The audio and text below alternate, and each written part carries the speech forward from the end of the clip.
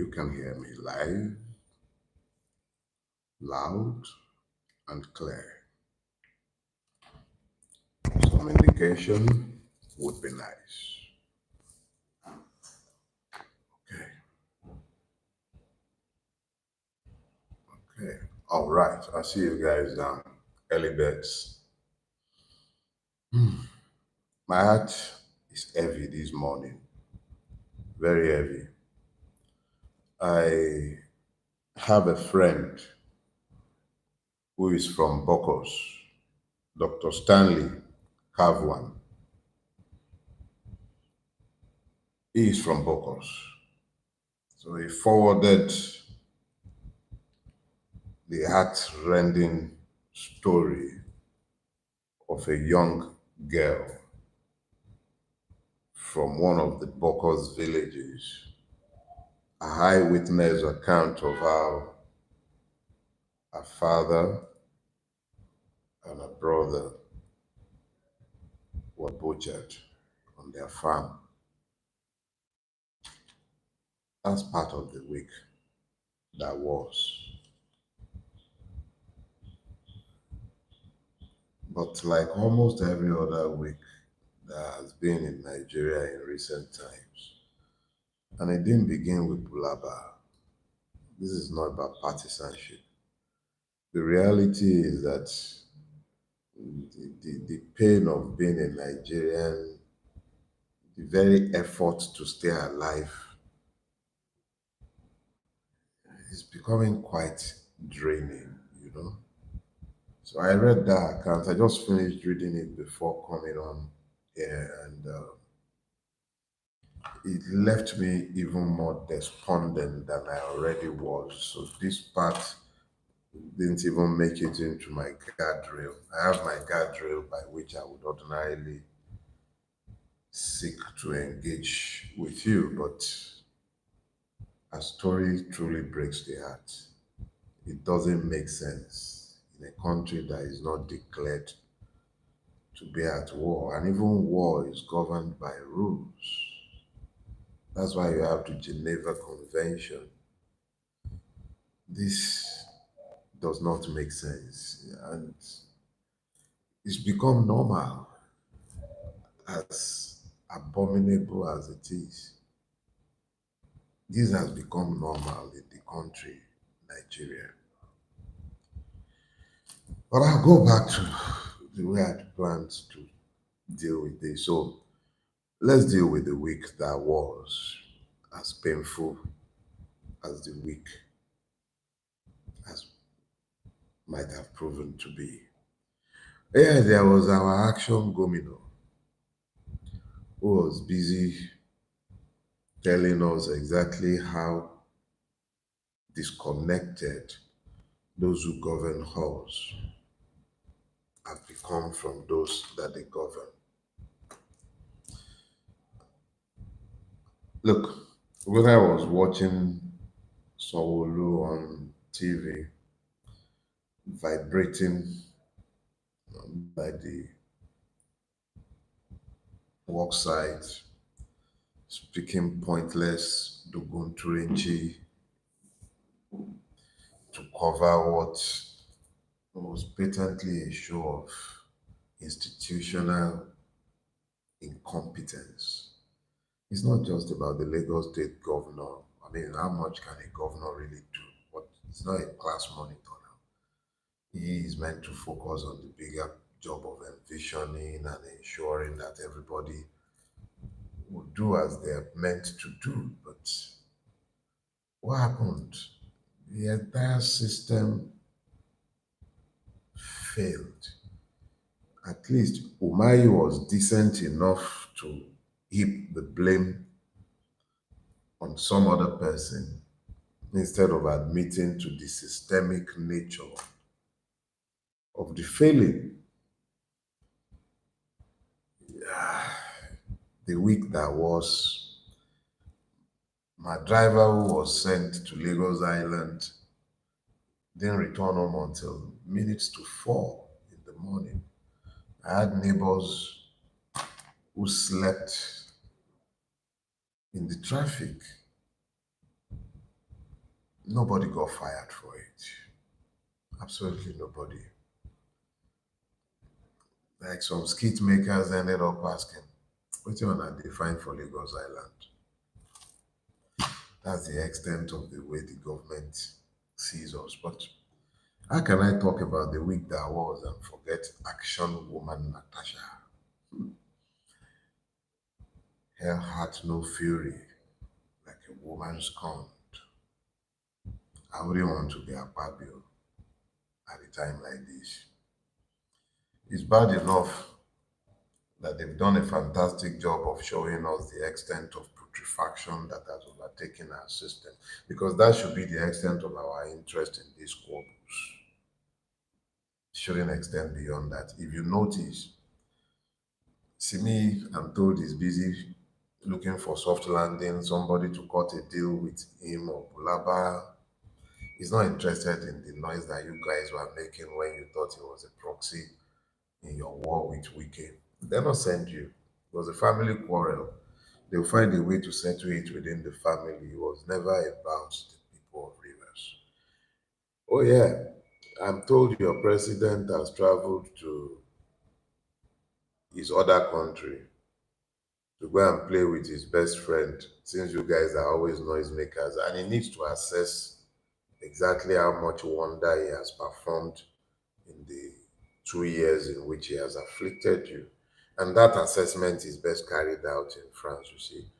And then I heard this Akama Jake this morning, this was breaking. They're going to build you over 8,000 primary healthcare centers. I say, yeah, right. I see the ones they built in Lagos in the last 26 years. Believe that and you believe anything. They're going to build you a castle in the sky. Wait for it. It's coming. Yeah? Action.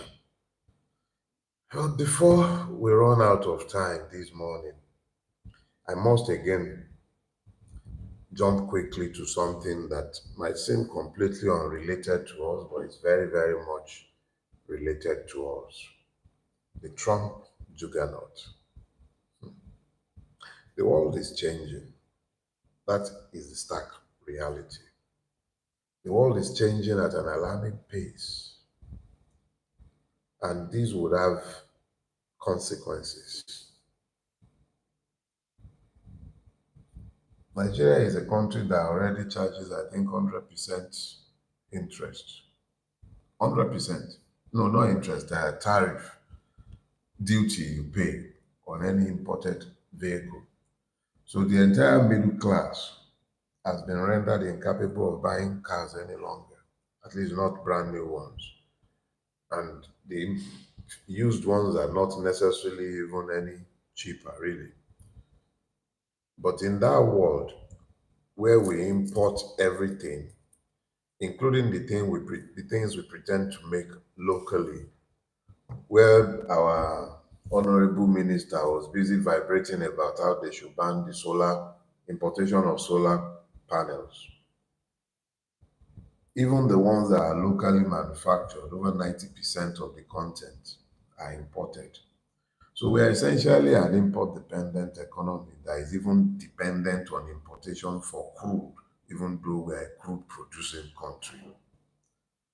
And we have entered the age of Trump, where everything, the existing world order, is being turned upside down. Who are the people thinking for us in this age that we're entering? That is the week that was. Trump reminded us that the world as we knew it is done. And the problem is we're horribly unprepared. So good morning, everybody. That was the week that was. It was a painful one. Spare a thought for those who are being killed every day in our country.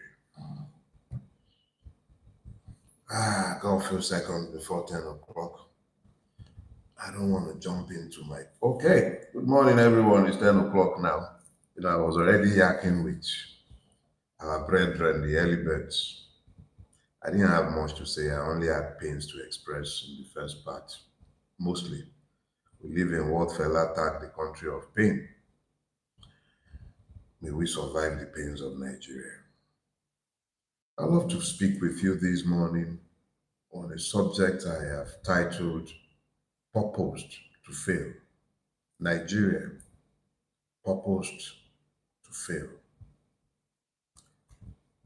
If you have availed yourself the opportunity to download my second book, The Imperatives of the Nigerian Revolution, if you have downloaded it, you will be familiar, or you've read it, or you're familiar with my works, especially in the past 5, 6 years, you will be familiar with the subjects that I am forced to speak to this morning.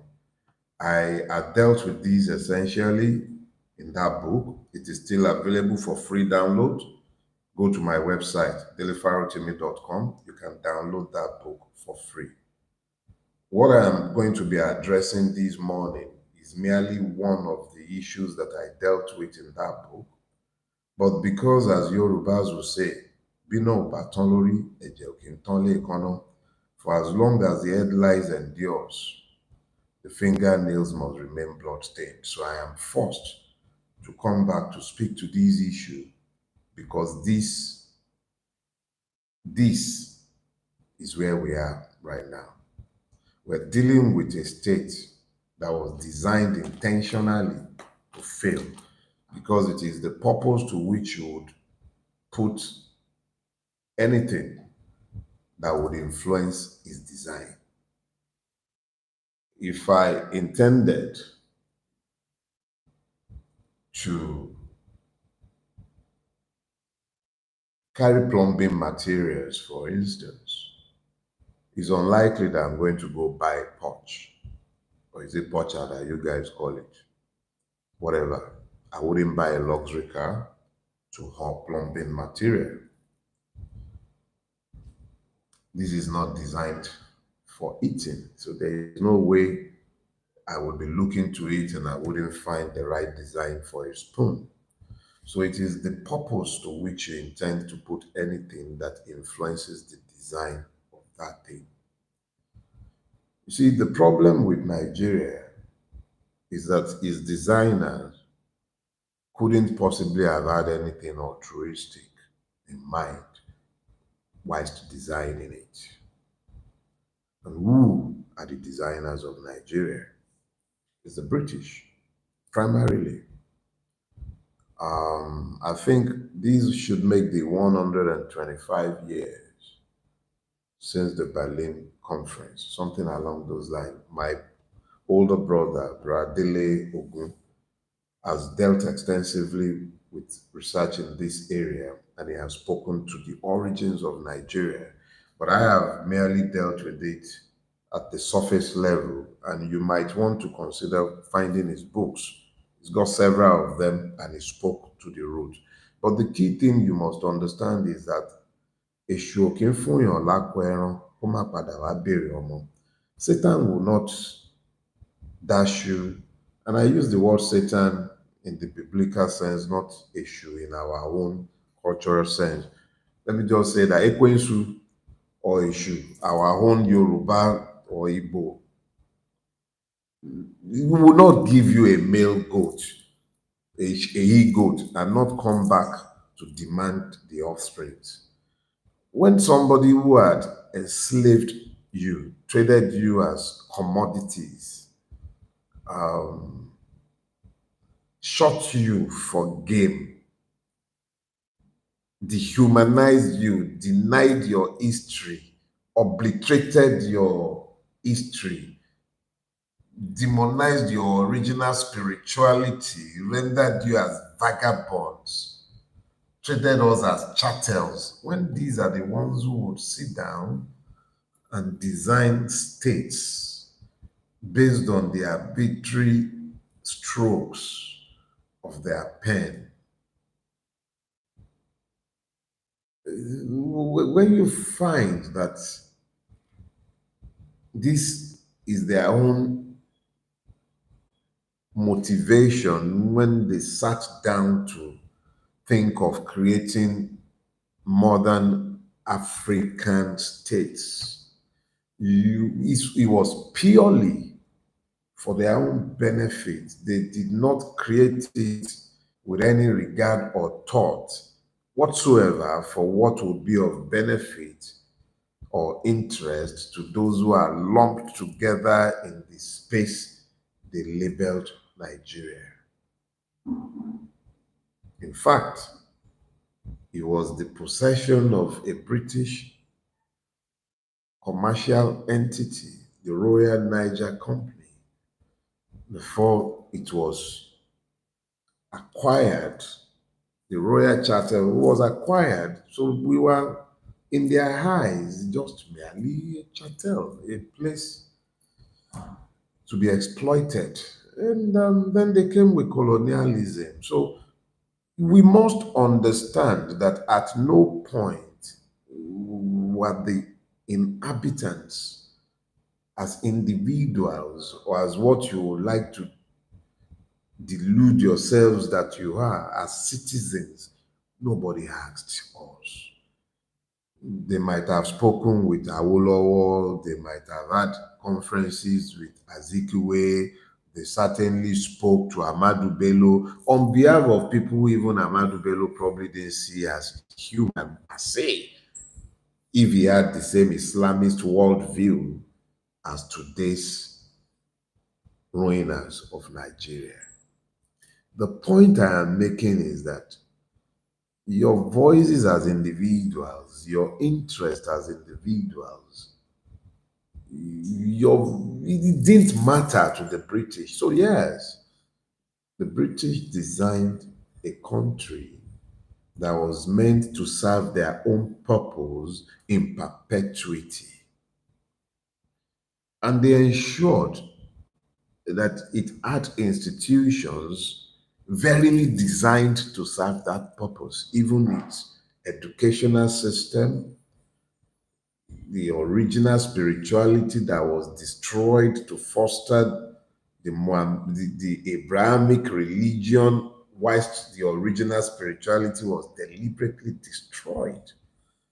The same grace that was available to the Romans in Acts of Apostles, chapter 17, verse 23, completely unavailable to the Nigerian Christian. Our gods must be demonic. Eshu became Satan. Ekwensu became Satan. Everything about us became wrong. Felasa and Kolo mentality. We became a warped people. I'm saying all of this so that those of you who have always maintained that Nigeria must be broken must understand that when I argue with you and against your thesis, it is not born of an ignorance of the foundational problems that this Nigeria has. It was purposed, designed to fail. We can agree on that. All right? So if you are my Odua Republic brother, as distinct from the Yoruba Ponu idiots, I understand the fine distinction between my Republican brothers desirous of Odua Republic and those who have been weaponized with hatred and have become the Ronu gang. Very careful distinction. Now, you, my Odua Republican brother, and then those of you who have come to desire Biafra, and I'm not talking to those who have come to believe that murdering fellow victims legalizes a genuine grievance in taking up arms against their fellow victims. Let's be clear. We can speak to the grievance without endorsing the madness. I speak to that grievance.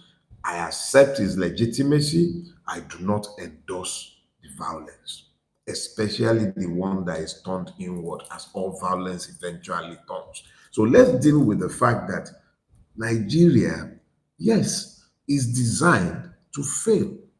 And if it is allowed to continue along its current trajectory, it will fail. It is a self fulfilling prophecy.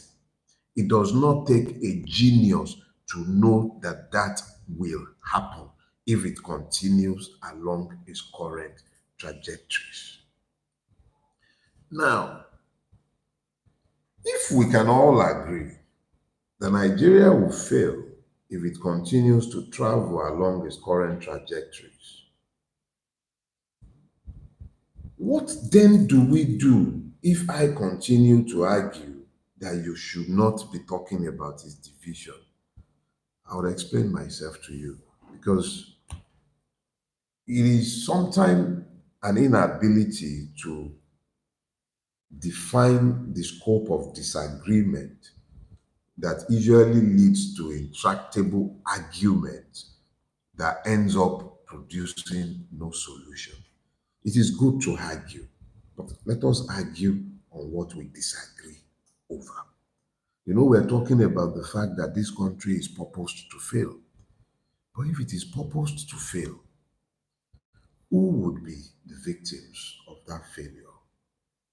Because let us be clear, the beneficiaries of Nigeria, both its original creators, who would appear to be losing control of their creation these days as the world is shifting in the age of Trump.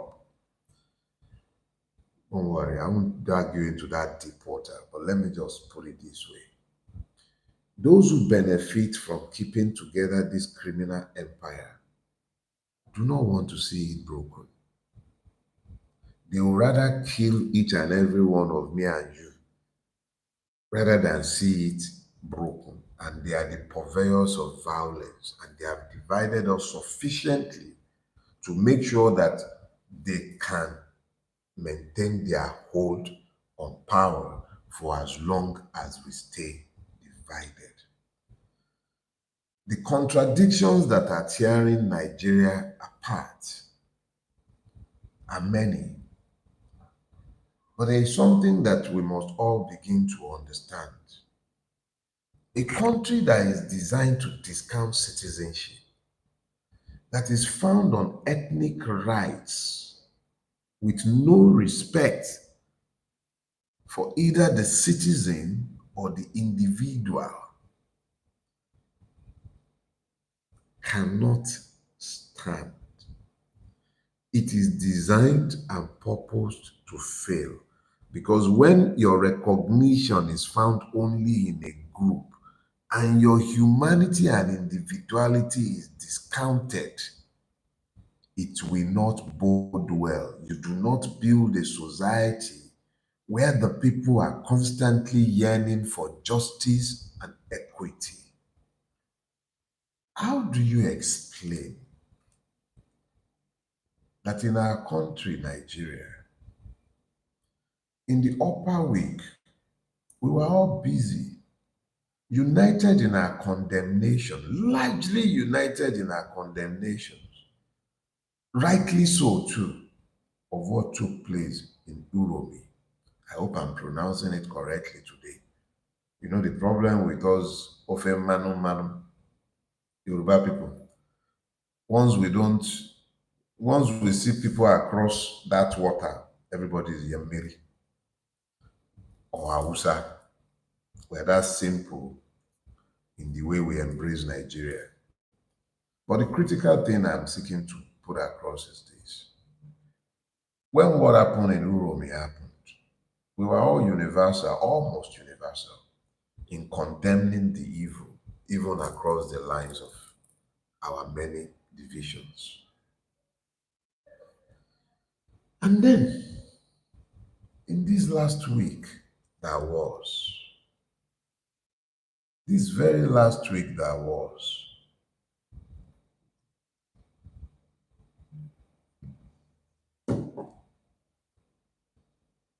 untold numbers were slaughtered in Bokos.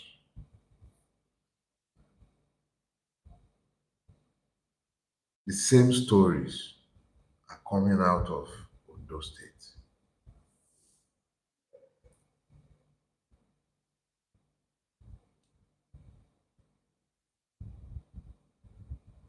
The middle belt, particularly Benue, is not left out of this madness.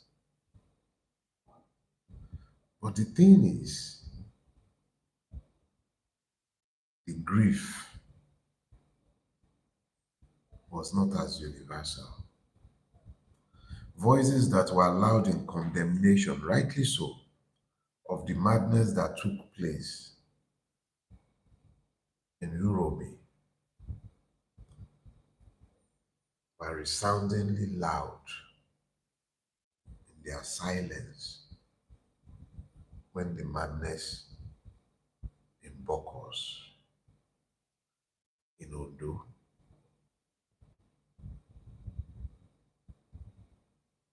in Benue happened. What happened to the outreach?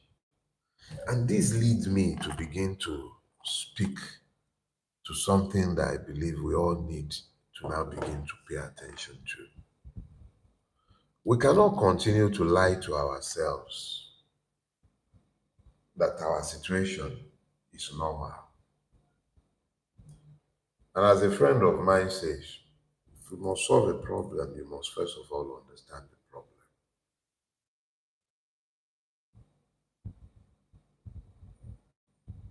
If a people as diverse as we are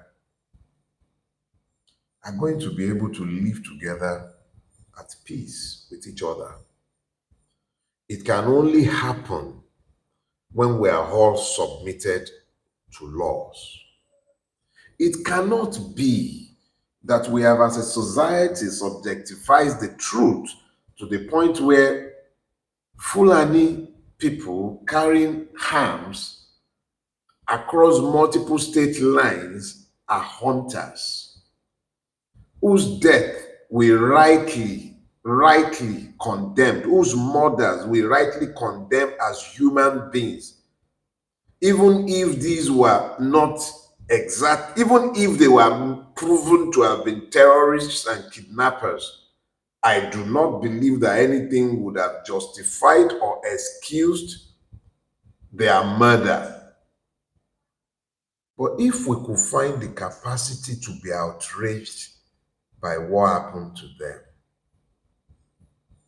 pray tell me, what happened to our sense of outrage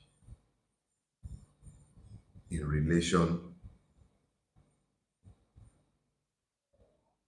to the madness of this last week? And because it didn't start last week, the governor of Zamfara State is quoted. I didn't watch it, but I read multiple news reports, quoted as saying that terrorists were arrested, but their contacts in Abuja promised them that they will be released, and they were released. The governor of a state said this. This is not Dele Farotimi said. The governor of Zamfara State is said to have said this. It is either the truth or it is a lie. And until that governor comes out to deny it, and he has said similar things in the past, it must be taken as the truth. What kind of country operates such horrible double standards? But people are being rounded up in Uromi, rightly so. Why some persons have the powers of impunity. Jackson had just been sentenced to death for exercising his right to self-defense in his own farm after being stabbed multiple times in his own farm. And you say this country that is operating this kind of blatant double standard, occasioning blatant injustice would survive. And these are not episodes. These are systemic. What kind of country are we building, if not one that was already purposed to fail?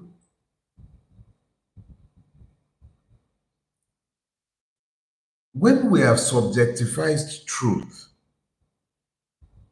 to the point where we seem to have subjectified even humanity, one life has more value than another life,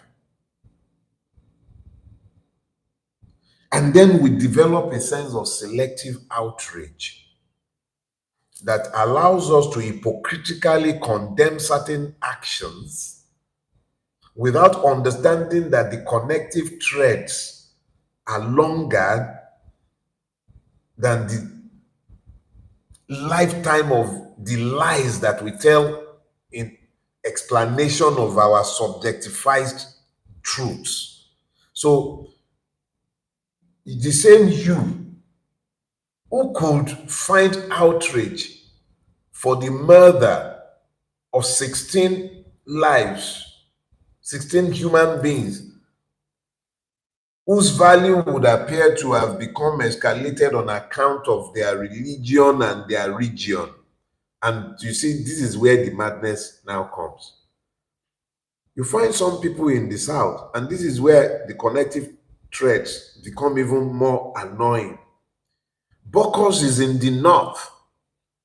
It's forever talking about Northern interest. So is it that the people of Bokos have their humanities discounted on account of their ethnicity?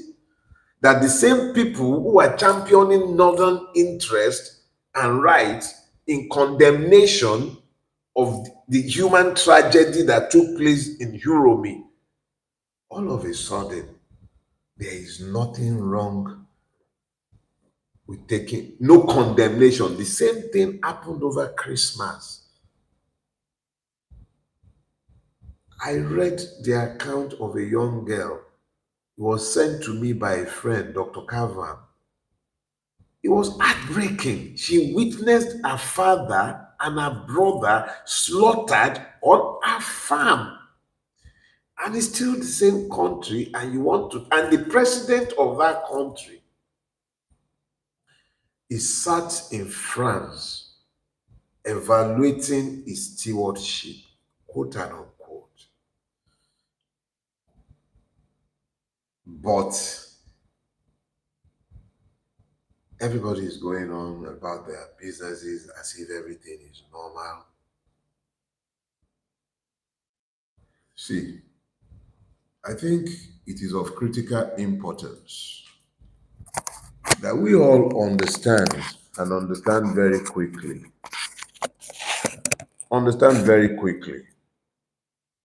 that we have very few choices in front of us.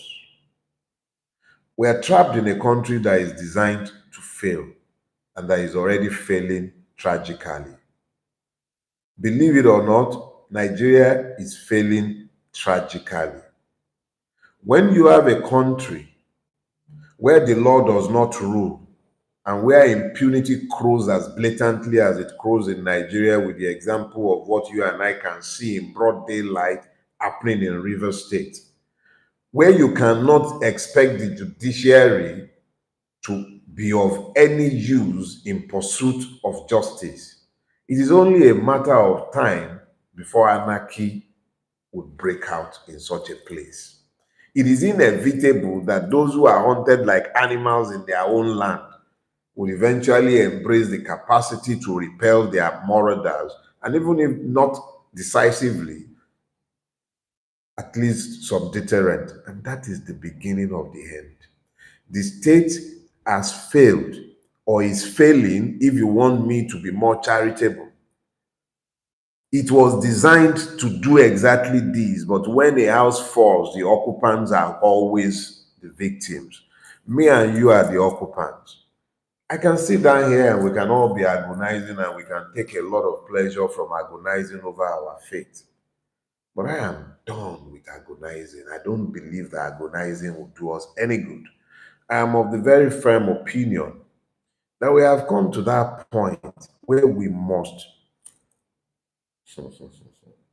recognize the commonalities of our afflictions, look beyond your tribal blinkers, understand very clearly that one, the man in Bokos is in the north. So when you look to that north and you condemn everybody as northerners and the oppressors of you in the south, understand first of all that that man in Bokos is at the front line. is right there on the front line. You, who now believes that the Fulani is the source of your problem, the governor of Zamfara, who was complaining about those who had Abuja connection and were released, I believe he is Fulani. At least Zamfara should be about 50% Fulani, 50% Hausa. It's almost like an even mix. Kankara is not a town in Yoruba land. It's a town, or at least was, if it's not a ghost town now, in Katsina State. They are Fulanis. What is happening to Nigeria is not about the people of Nigeria. The people of Nigeria are actually the victims of Nigeria. The victimhood cuts across all ethnicities, and it is not about tribe. It's not even about religion, because the people being killed in Zamfara, even nowhere else, are fellow Muslims. The people being killed in Katsina, in Sokoto, fellow Muslims, sometimes inside the mosques. What you are saying is a complete failure of the state. It is the people that have become as victims. It is not the state itself. The state itself, as evil as it is, would be preserved, because the entire machinery of the Nigerian state is designed for the preservation of the state, even if it means the extermination of the victims who think themselves to be citizens. So, what you need to do to forestall this imminent collapse and evil is not about let's break up Nigeria. That's not the place. If you start from there, you've defeated yourself. You've successfully ensured that you are not going to find a way out of this mess. It would mean that they have infiltrated your mind. There are no divisions between them. You are the ones dividing yourselves. Even if you must divide Nigeria, focus first on recognizing that the division can come later. You need to salvage the house before it collapses on your head. Take remedial measures, salvage it first. Because if you don't salvage it and you are shouting division, division, division, they know they can outweight you. They have enough firepower to ensure that, yes, you want that division, but you will not get it, and they will outweight you because it is a long game. I've been at this for 40 years, since I was 17. In fact, 16. I've seen Nigeria like this, I've been moaning and lamenting like this, and it has not changed, because it will outlive all of us. I didn't have any, in fact, I didn't have any beard. I didn't have any gray. Now I'm grizzled and gray. Nigeria has waited long enough, and it will outlive me, just as it will outlive you. So if you do not do something substantial to alter its trajectory, the reality is that it is purposed and designed to fail, but it is purposed and designed to fail as a state that has citizens and that gives benefits of visionary leadership to citizens, but it would be retained as a slave colony if you do not act to change its trajectory. You may do whatever you care to do with it once you have taken control and become citizens, but until you become citizens of this prison called Nigeria, until you fight for the right to be citizens of Nigeria, as unjust as it is, as destroyed as it is, as much as it is purposed to fail, if you do not move beyond that mindset that says that you can divide it without becoming citizens first, you will only end up with a state that is fulfilling its purpose. I was reading online.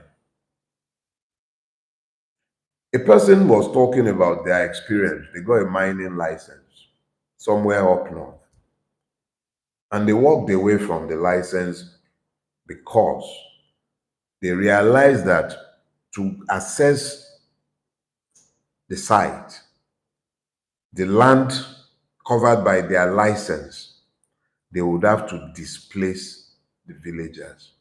And in the mining industry, apparently, there is a syncretic relationship, a most incestuous one, between the terror groups who are labeled bandits and those who mine.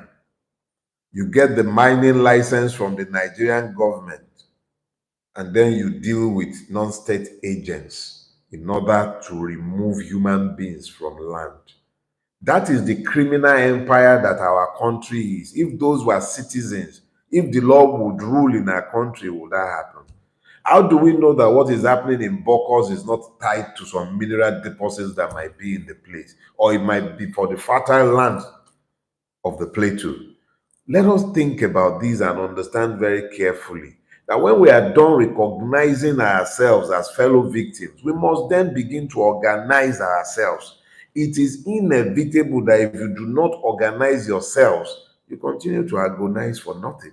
But when you have recognized yourself, organized yourselves, if you are agonizing, your agonizing is you educating each other because you are now in some sort of collective.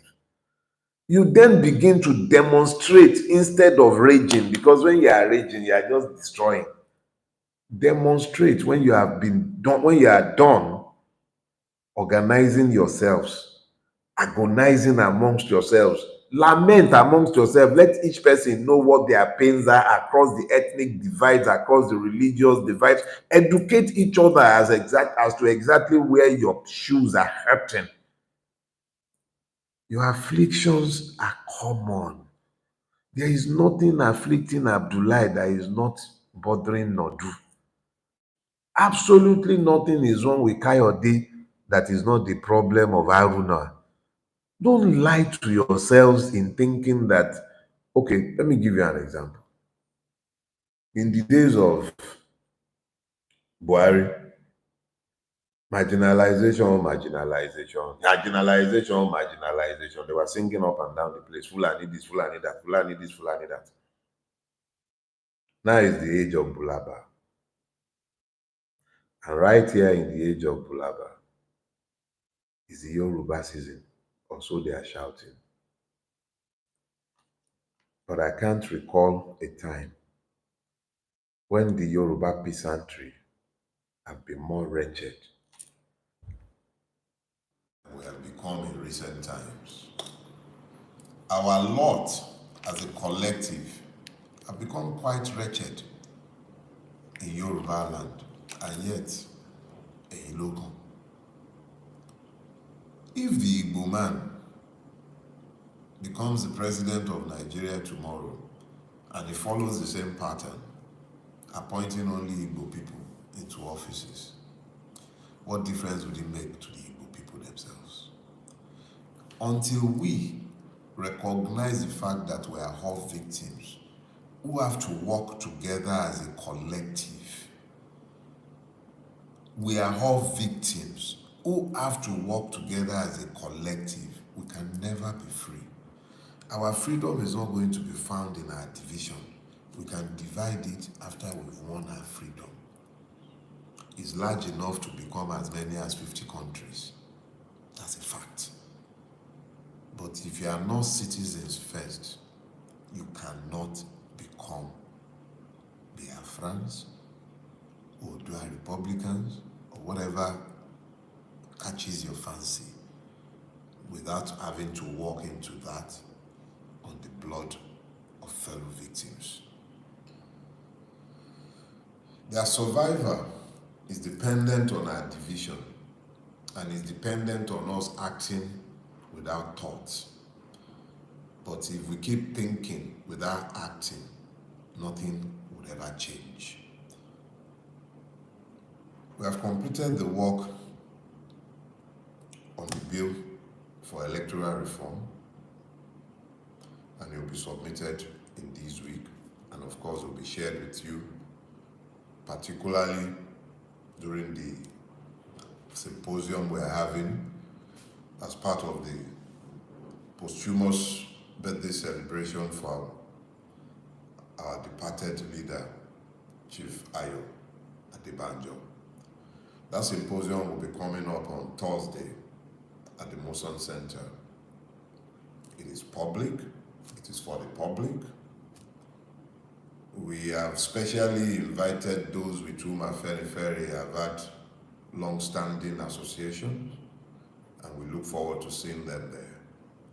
But we are also inviting the general public, particularly those of you who might have even wondered exactly what is Dele Farotimi doing in what had been said to be a conclave of old heads. Well, I have my grace now, and I'm qualified to sit amongst the elders, at least on account of my grace. But I am not sat in some ethnic conclave. I am sat in the political party that governed Nigeria, at least in the western part, the AG. Afenifere was the Yoruba name for the action group. It was the opposition party in the Northern Regional Assembly. It was the opposition party in the Eastern Regional Assembly. And it was the official opposition at the center in the Federal House of Representatives. So Afenifere was never at any point in time a regional party, but it governed a region, and that is why it became identified with that region. Ikoku, Enaoro, and many others were not Yorubas. They were members of the action group, parliamentarians too. I'll leave that until I see you, hopefully, at the Moson Center on Thursday, the 10th of April. Registration starts at 11 o'clock, but the event itself starts at 12, and it will last until 3 o'clock.